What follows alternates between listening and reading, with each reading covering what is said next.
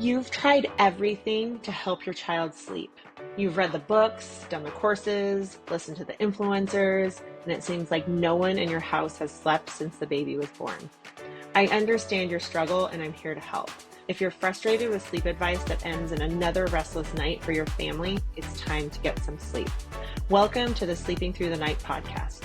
I'm Joanna Inks, a seasoned pediatric sleep coach with over 14 years of experience who's successfully guided thousands of families through their children's sleep journeys.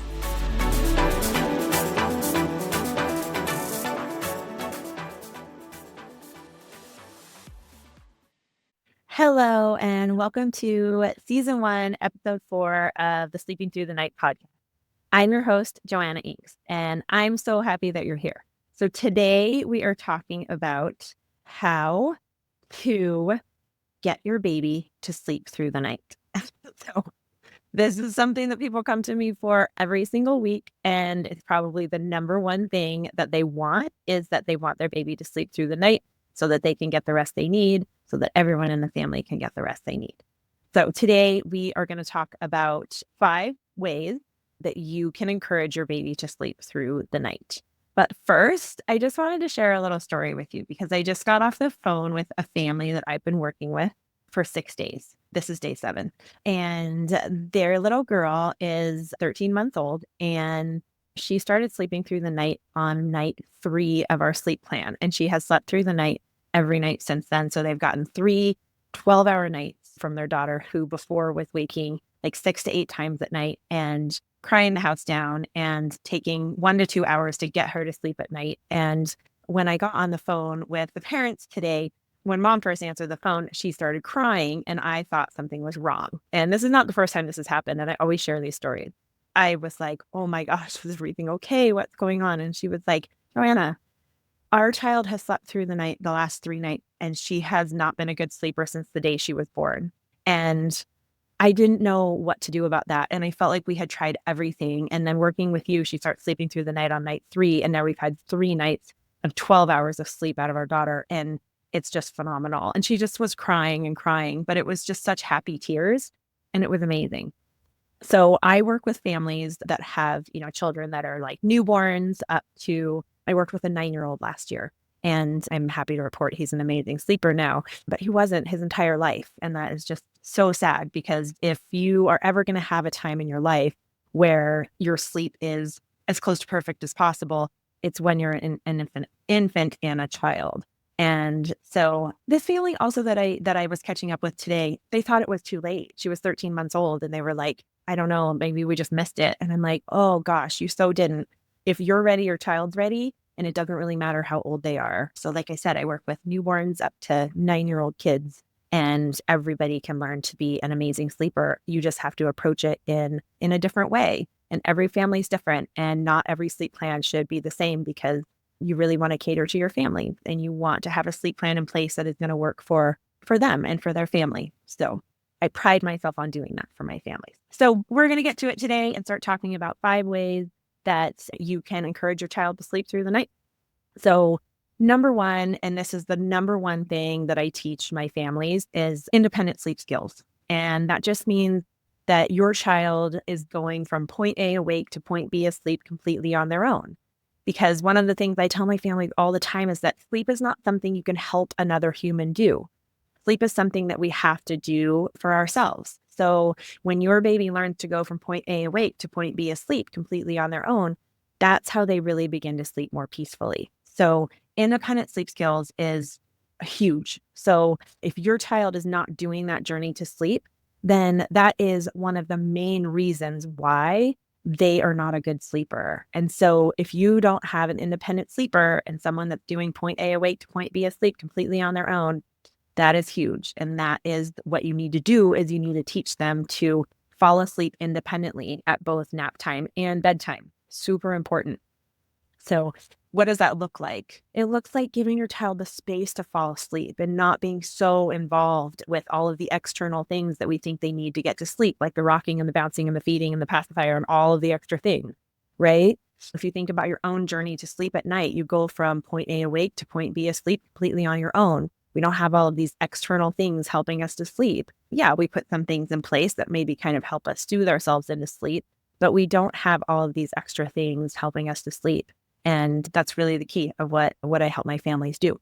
So the second thing, and you've probably heard this one before, but it's super important, and I kind of want to walk through the steps of it, is establishing a consistent bedtime routine. So bedtime routines are super, super important.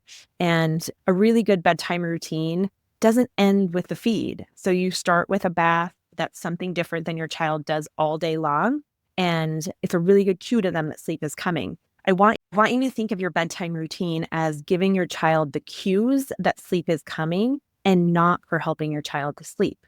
Because that is what the bedtime routine should do. It should just be giving your child the cues that sleep is coming. So a bath is a really good way to start the bedtime routine. And then everything else in the bedtime routine should take place in their bedroom in low light. So diaper, pajamas, sleep sack, a story, a song, and then like into the crib awake. Like we don't go into the crib completely asleep or super drowsy once we get to, to be, 3 months or older. You don't want to put a child in there drowsy or asleep.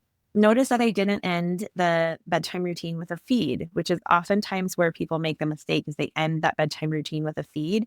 You want to start your bedtime routine with the last feed of the day. So you're not feeding your baby too close to sleep time and taking off their sleep pressure, which makes it harder for them to fall asleep independently.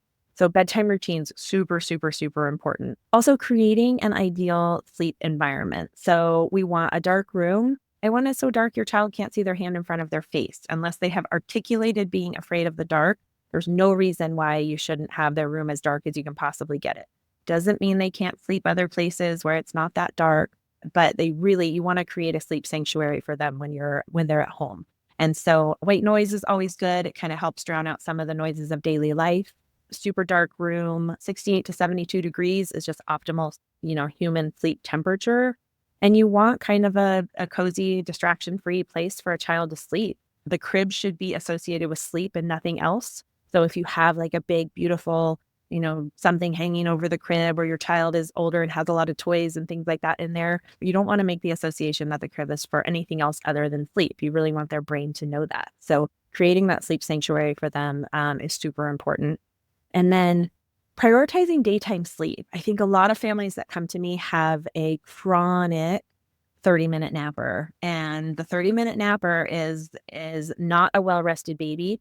And what happens in the day really does impact the night. So you want a baby well-rested going into bedtime so that they aren't overtired when they're trying to do the journey to sleep. It makes it so much harder. So really, when I work with a family, we work on the entire 24-hour feed sleep schedule, because what happens in the day really does impact the night. And so I bring in my pediatric feeding coach expertise and my lactation counselor expertise, and we work on all of it, because where you put feeds and where you put sleep in the day are really important. And again, what happens in the day really does impact the night. So you want a well-rested baby going into bedtime. If you have chronic 30-minute naps all day long, and you have a baby that's not consolidating daytime sleep, it really does make for a more challenging night. And my phone is dinging at me, so I'm going to make it be quiet. Okay, and then number 5. And then if you've listened this far, thank you. But I do have something special to offer you at the end. So hopefully you hang in there and can get my little gifts to you. So the last thing is just number 5 is let's make sure that they are getting enough calories. So that is what I help my families do as well, is like when we work on the entire 24-hour feed sleep schedule, we always make sure that we have, a really well-fed, satiated baby, because a hungry baby just doesn't sleep well. And so you want to make sure that you're getting those calories in and getting those calories in during the day and in the right place.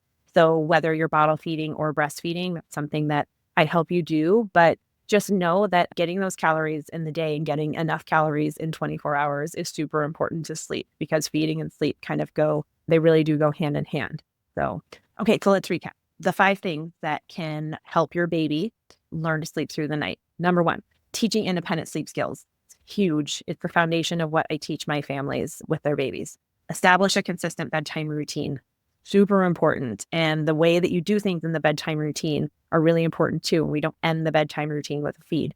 Create a sleep sanctuary, an ideal sleep environment for your child.